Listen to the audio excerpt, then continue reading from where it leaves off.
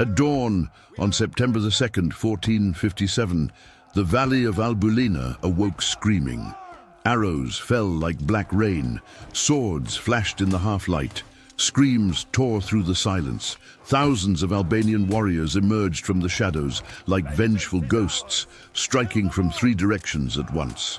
The Ottoman camp, where moments before tens of thousands of soldiers slept, became an inferno of steel and fire. Tents burned, horses stampeded, imperial standards fell into the mud, and at the center of the chaos, a man with a sword that seemed forged from lightning itself carved a path toward victory. When the sun finally rose over the mountains, one of the largest armies ever sent against Albania lay in ruins. Up to 30,000 Ottomans dead or captured. Among the prisoners, a traitor who had sold his own blood. And from the ashes and smoke emerged a legend that would echo through the centuries. The legend of the man they called Skanderbeg, and of the night he made an entire army vanish only to destroy another. To understand what happened in that bloody valley, one must journey back decades in time, to an era when the shadow of the Ottoman Empire stretched across Europe like an inexorable tide. Since the fall of Constantinople in 1453, Sultan Mehmed II, called the Conqueror, had transformed his empire into the most feared military force on earth. His armies had crushed kingdoms from Persia to the Balkans. His fleets dominated the seas from the Mediterranean to the Black Sea. And now his eyes turned westward, toward the Christian lands that still resisted the advance of the crescent moon. Standing in the path of that relentless expansion was Albania, a small, mountainous territory inhabited by warrior clans who had never fully bowed to any conqueror. It was not a wealthy kingdom. It possessed no grand cities nor legendary treasures, but it occupied a crucial strategic position. Whoever controlled Albania would control the routes between the Adriatic and the Balkans, the gateway to Italy, and the heart of Western Christendom. The man who prevented that conquest was George Castriotti, known throughout Europe as Skanderbeg. His story was as extraordinary as his victories. Born in 1405, son of Guillaume Castriotti, Prince of Emathia, he had been torn from his family at 9 years of age and sent as a hostage to the Sultan's court. It was the common Ottoman practice to ensure the loyalty of vassals. They kept the sons of conquered nobles, converted them to Islam, trained them in the finest military schools of the empire, and transformed them into instruments of their own expansion. The young George became Skanderbeg. The name was a tribute to Alexander the Great, for even his Ottoman instructors recognized his nascent military genius. For 20 years, he served the Sultan with distinction. He commanded troops in campaigns against Greeks, Serbs, and Hungarians. He learned every tactic, every strategy, every secret of the formidable Ottoman military apparatus. He became one of them. He wore their clothes, spoke their language, prayed their prayers.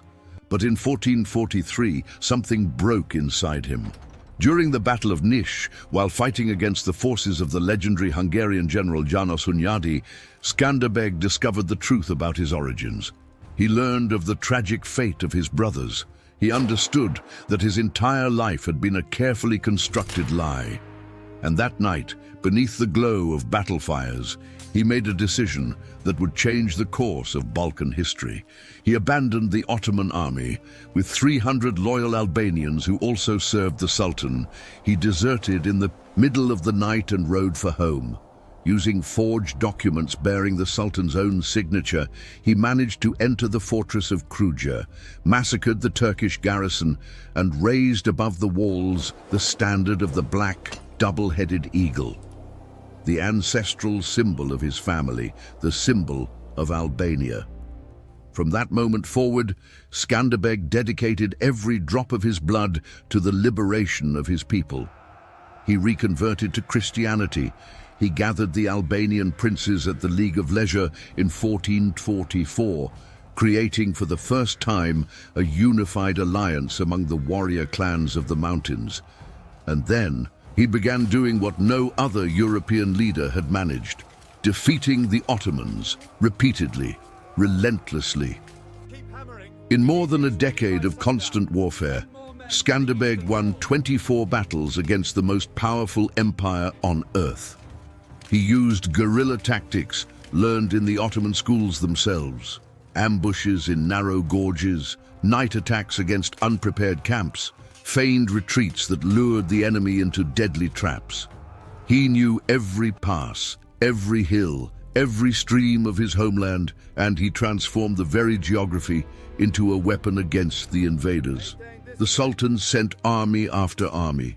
Murad the Coup personally led more than 100,000 men against Kruja in 1450. After 6 months of brutal siege, he was forced to withdraw, leaving behind 20,000 dead. The humiliation was unbearable. But Skanderbeg did not merely resist, he won. However, in 1455, fortune finally seemed to abandon him. At the fortress of Berat, Isak Bey Evrenos prepared a perfect trap. Skanderbeg, overconfident after so many victories, advanced his forces into unfavorable terrain. The ambush was devastating. For the first time in 12 years, the great Albanian commander suffered a significant defeat. His men fled into the mountains, his prestige wavered, and his enemies, both within and outside Albania, began to smell blood. It was then that the most painful betrayal of all arrived. Hamza Castrioti was more than a nephew to Skanderbeg. He was the son of his elder brother, raised under his eyes, trained in his tactics, entrusted with his most intimate secrets. For years, Hamza fought alongside his uncle against the Ottomans. He was considered his possible successor, the man who would continue the fight after the great commander's death. But in 1456, everything changed. Skanderbeg, already over 50 years old, finally had a legitimate son, John. Suddenly, Hamza was no longer the presumptive heir. The ambition that had always burned in his chest transformed into resentment. Resentment soured into hatred. The Ottomans knew how to exploit that wound. Envoys from Sultan Mehmed II reached Hamza secretly, promising him everything he desired. If he helped destroy his uncle, he would receive control of all Albania. He would be lord of the mountains that Skanderbeg defended. He would rule under the protection of the Crescent, not as a slave, but as a vassal king. The offer was irresistible to a man consumed by envy. In the spring of 1457, Hamza crossed the lines and presented himself before Isak Bey Evrenos. He brought with him something more valuable than any army: knowledge. He knew every tactic of Skanderbeg. He knew where he camped, how he moved his troops, what his weak points were. He knew the secret paths through the mountains, the villages that supplied provisions, the clan chiefs who could be bribed. In a single night, years of military secrets were poured at the feet of the Ottomans. The Sultan was ecstatic. He finally had the perfect weapon against the man who defied him. He immediately ordered the formation of a new invasion army. It would be commanded by Isak Bey, the general who had already defeated Skanderbeg at Berat, and by Hamza, the traitor who knew every secret of the enemy. Together, they would be invincible. At the end of May 1457, the Ottoman army crossed the Albanian border. Sources from the era speak of impressive numbers. Chroniclers mentioned up to 80,000 men, though modern estimates suggest the actual force was probably between 30 and 40,000 soldiers. Even so, it was an overwhelming force. Janissaries in white turbans marched in perfect columns. Sipahi cavalry galloped along the flanks, their lances gleaming in the sun. Archers, siege engineers, supply wagons stretching for miles. It was an army designed not just to win, but to completely crush any resistance.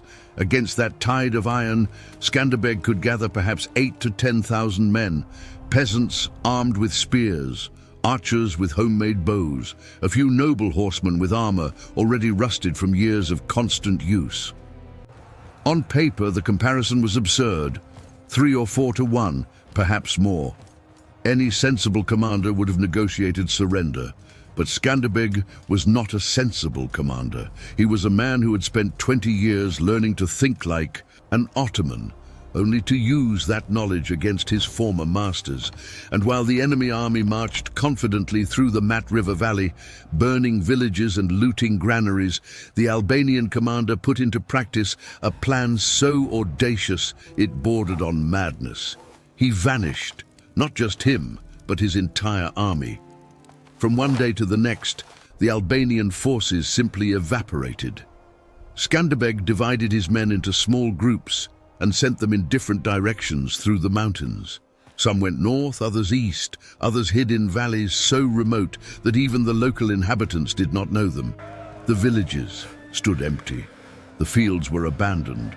Albania itself seemed to have swallowed its defenders.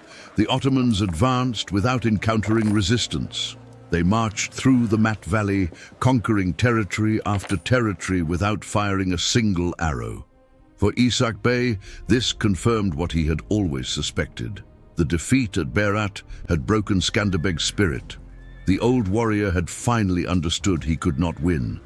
He had fled to the mountains, abandoned his people, accepted the inevitability of Ottoman conquest. Hamza was equally convinced. He knew his uncle's tactics. He knew Skanderbeg preferred ambushes to pitched battles. But he had never seen Skanderbeg simply disappear. Surely this meant the great commander had finally found an enemy he could not defeat. The combination of Hamza's knowledge with Isak Bey's strength was unbeatable. The Venetians in Durrës fed these rumors with enthusiasm. They had their own reasons for wanting Skanderbeg's fall, as he frequently conflicted with their commercial interests. Their envoys spread news throughout Europe that the great champion of Christendom had finally been defeated, that Albania would fall within weeks, that the road to Italy lay open. July passed. August arrived with its suffocating heat. The Ottoman army camped in the valley of Albulena, north of Mount Tumanishta. It was a good defensive location, with access to water and pastures for the horses. The commanders reinforced the defenses to the north, from where they expected any attack, but left the eastern side, facing the dense forests, less guarded. After all, what enemy could attack from there? The forests were impassable for an organized army. The weeks of waiting began to weigh on the troops. Morale, initially high, began to decline. The soldiers were far from home in hostile territory, fighting an enemy who refused to appear. Boredom replaced anticipation. Discipline began to slacken. Some commanders suggested it was time to declare victory and return. Skanderbeg had clearly been defeated without the need for battle. But in the mountains around them, invisible among the pines and rocks, the Albanians watched. They waited. Skanderbeg had ordered absolute silence. No fires at night, no unnecessary movement during the day. The men ate cold rations, slept under the stars, and kept their eyes fixed on the valley below. The local population, fiercely loyal, revealed nothing. When Ottoman patrols interrogated villagers, they received only empty stares and evasive answers. No one knew anything. No one had seen anything. Skanderbeg used that time to study the enemy camp with obsessive patience. He observed the sentries' routines. He noted which sectors were better guarded and which were neglected. He watched how the soldiers grew increasingly careless as the days passed without incident. And he identified the weak point he sought, the eastern flank, facing the forests of Tumanishta. At the end of August, the Ottoman commanders made the decision Skanderbeg had been waiting for. It was time to leave. The campaign had been a success. Skanderbeg was defeated, Albania pacified. There was no reason to keep tens of thousands of men in hostile territory when the enemy had clearly given up fighting. The army would begin its withdrawal in a few days. That was when Skanderbeg gave the signal. On the night of September 1st, silent messengers ran through the mountains like ghosts. They reached each hidden group with the same message: regroup at Tumanishta, no fires, no noise, move like shadows. From dozens of different hiding places, the Albanian warriors began to converge. They walked single file along goat paths, so silent that even the wild animals did not notice their passage. Some came from so far away, they marched all night. When the first light of dawn began to brighten the eastern horizon, nearly 10,000 men had gathered on the hills above the Ottoman camp. Skanderbeg climbed to an elevated peak with his most trusted men to observe the enemy. What he saw confirmed his hopes. The Ottomans were sleeping. Their sentries were relaxed, some clearly dozing at their posts. The campfires had gone out during the night, and no one had bothered to relight them. The army that had marched into Albania as a perfect war machine now rested like a fat, satisfied beast, never imagining. The predators surrounded it. Skanderbeg divided his forces into 3 assault groups. The first would attack from the north, directly against the strongest defenses to attract the commander's attention. The second would come from the south, cutting off the most obvious escape route. And the third, led by Skanderbeg himself, would emerge from the forests to the east, through the camp's most vulnerable point. Before descending, Skanderbeg gathered his commanders one last time. He made no grand speeches. He simply looked into the eyes of each one and said, "Today, Albania remembers who we are." The descent was nearly silent. The Albanians moved like hunters approaching prey, each step calculated to make no sound. Skanderbeg personally led the forest group, his unsheathed sword gleaming faintly in the dawn light.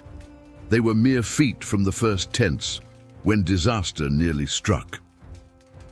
An Ottoman guard, waking to relieve himself, saw movement among the trees. For an instant, his eyes met Skanderbeg's. Recognition was instantaneous. The Albanian saw terror illuminate the soldier's face, saw his mouth open to scream. The guard turned and ran, shouting in Turkish that Skanderbeg had arrived, that the demon of the mountains was upon them. There was no more time for subtlety. Skanderbeg raised his sword and gave the order to attack.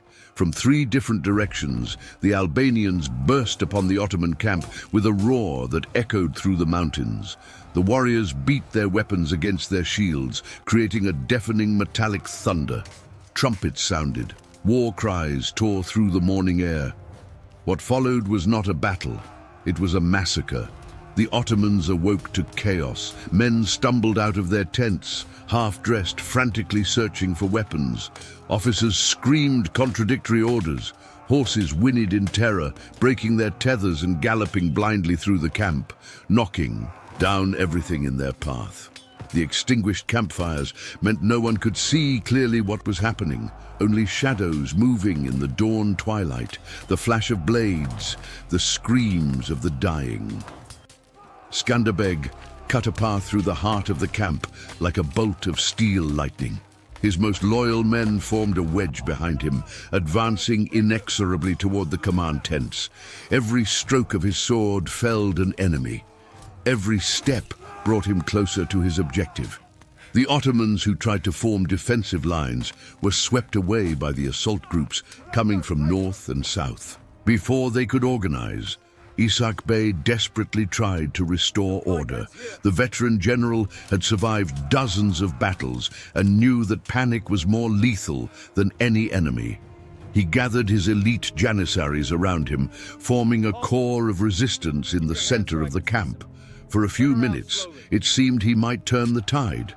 The janissaries, the most disciplined soldiers in the empire, maintained their formation even in the chaos, their shields forming a wall of metal against the Albanian advance. But Skanderbeg had anticipated this. Archers positioned on the hills began pouring arrows onto the Ottoman formation. They were not precision shots in the darkness of dawn, but they did not need to be. Hundreds of arrows falling on a compact group inevitably found targets. One by one, the janissaries began to fall. Gaps opened in their formation, and through those gaps, the Albanians advanced with spears and swords. Hamza watched his world crumble around him. The man who had betrayed his own blood for promises of power now witnessed the destruction of everything he had wagered. He tried to flee south, but found the second Albanian assault group blocking his path. He turned north, but there too were enemies. He was surrounded, trapped in the very valley he had helped choose as a campsite. When the Albanians finally captured him, Hamza offered no resistance. Perhaps he knew any fight would be futile. Perhaps shame had already emptied him of all will.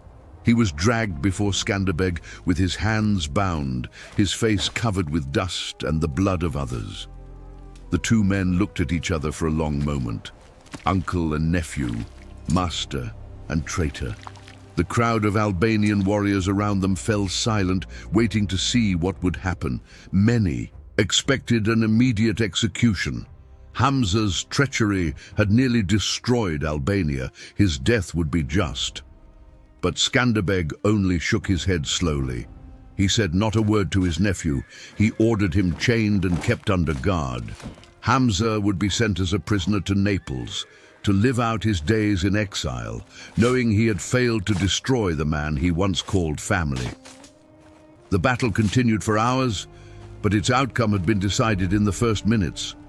What remained was pursuit and capture. Groups of Ottoman soldiers fled in all directions, only to be hunted down by Albanians who knew every trail, every hiding place, every secret passage in the mountains. Some managed to escape through the gorges to the north. Most were not so fortunate. When the sun finally rose over the valley of Albulena, it illuminated a scene of complete devastation. The Ottoman camp had ceased to exist. Tents burned, sending columns of black smoke into the morning sky. Bodies lay everywhere, so numerous it was difficult to walk without stepping on them. Riderless horses wandered among the wreckage, whinnying in fear and confusion. The exact numbers will never be known with certainty. Chroniclers of the era claimed that up to 30,000 Ottomans were killed or captured on that single day. Even if the actual number was lower, the scale of the victory was undeniable. An entire army had been destroyed. The greatest military force in the world had been humiliated by peasants in the mountains. Skanderbeg walked through the battlefield in silence. There was no joy on his face. Only the exhausted calm of a man who had done what needed to be done. He stopped before a fallen Ottoman standard, the banner that had once flown proudly over the Sultan's armies. Now it lay in the mud, stained with blood. He raised it slowly and studied it for a moment. Then, with a deliberate motion, he handed it to one of his men. "It will be sent to the Pope," he said, "so that Rome may know Albania still fights." Around him, his warriors began gathering the spoils. Weapons, armor, horses, supplies. Everything the Ottoman army had brought to conquer Albania now belonged to the Albanians. It was wealth enough to finance years of resistance. But more important than any treasure was what the victory meant. News of Albulena spread across Europe like fire through dry straw. In Rome, bells rang in celebration. Pope Calixtus III, who had designated Skanderbeg as Captain General of the Holy See, ordered masses of thanksgiving in every church. In Venice, merchants who days before had bet on Albania's fall now reconsidered their positions. In Naples, in Milan, in Paris, in every court of Christendom, the name of Skanderbeg was spoken with renewed reverence. For Sultan Mehmed II, in Constantinople, the defeat was a wound that would never fully heal.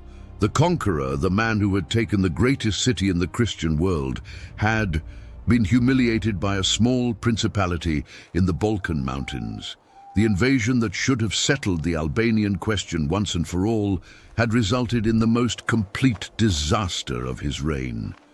But the deepest meaning of Albulena lay within Albania itself. In the years before, the defeat at Berat and Hamza's betrayal had shaken the people's confidence. Some had begun to doubt whether the fight was worth it, whether perhaps submission to the empire would not be preferable to an endless war. Albulena destroyed those doubts forever. After September 2nd, 1457, almost no one deserted Skanderbeg's army anymore. The clans that had wavered reaffirmed their loyalty. Young men who had hesitated to take up arms now presented themselves by the thousands. The victory had proven it was possible to win, that a united people could defeat even the most powerful enemy. It had transformed Albanian resistance from a desperate cause into an unstoppable movement. Skanderbeg would live 11 more years after Albulena, fighting and winning battle after battle against the Ottomans. When he finally died in January 1468, from malaria rather than wounds of war, he had secured a quarter-century of freedom for his people. Albania would only fall definitively under Ottoman rule 10 years after his death, when there was no longer anyone capable of uniting the clans as he had done. But his legend never died. Poets wrote of him in dozens of languages. Edmund Spenser dedicated a sonnet to him. Voltaire called him one of the greatest men who ever lived. His sword was preserved in the Vienna Museum of Art History. His face adorns the flag of Albania to this day, the black double-headed eagle he raised over Kruja on that distant night in 1443. And at Albulena, where a small army of peasants and shepherds destroyed one of the greatest military forces of its era, the land still holds the memory of that bloody dawn. The wind that blows through the valley carries echoes of drums and war cries. The mountains that witnessed the battle remain silent, guarding their secrets as they guard the bones of those who fell there. For some victories transcend history. They become part of a people's soul. And Albulena was one such victory. The day Albania proved that courage can overcome numbers, that strategy can defeat brute force, and that a man fighting for his homeland is worth more than 10 fighting for conquest. The sun sets over the Balkans as it set on that September day in 1457. Shadows lengthen over valleys where empires marched and fell. And in the mountain villages, grandparents still tell their grandchildren the story of the warrior who vanished into the forests and returned like thunder, destroying an army and saving a nation. His name was Skanderbeg. And as long as there are Albanians to remember, his story will never be forgotten.